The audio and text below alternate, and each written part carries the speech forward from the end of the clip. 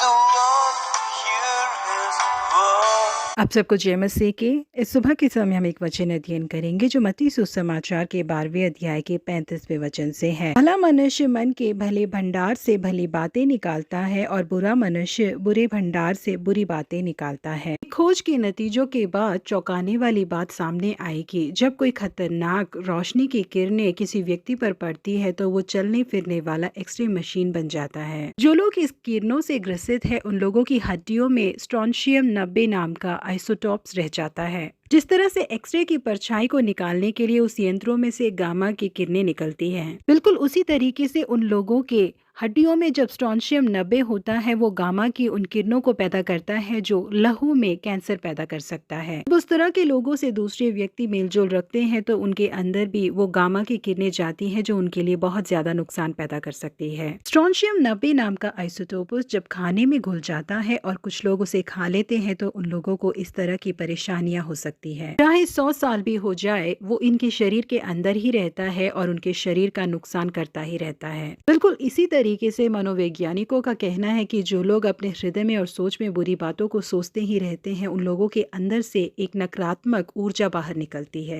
इसी बात को 2000 साल पहले परमेश्वर ने कहा था कि भला मनुष्य मन के भले भंडार से भली बातें निकालता है और बुरा मनुष्य बुरे भंडार से बुरी बातें निकालता है। इस तरह की नकारात्मक सोच रखने वाले व्यक्ति छूने से फैलने वाली बीमारी के समान होते हैं। ऐसे लोग जहाँ कहीं भी जाते हैं लोग उन्हें देखकर कतराने लगते हैं। ऐसे लोग जहाँ कहीं भी रहते हैं वहाँ पर लड़ाई झगड़े होने लगते हैं। जो लोग ऐसे लोगों के साथ दोस्ती रखते हैं वो अपने विश्वास को खो बैठेंगे, क्योंकि ऐसे लोग अपने शब्दों के द्वारा हमारी बढ़ोतरी को रोकने की कोशिश करते हैं। इसलिए हम जो परमेश्वर की संतान है हमें चाहिए कि हम ऐसे लोगों को पहचाने और अपने आप को उनसे सुरक्षित रखें। दाऊद जब अपने भाइयों से मिलने के लिए युद्ध भूमि पहुंचे तो उन्होंने गोलियत को देखा और चाहा कि वो किसी भी तरीके से उस पर जीत हासिल करे। परंतु दाऊद के बड़े भाई ने उससे कहा, तू यहाँ क्यों आया है और जंगल में उन थोड़ी सी भेड़ बकरियों को तू किसके पास छोड़ आया?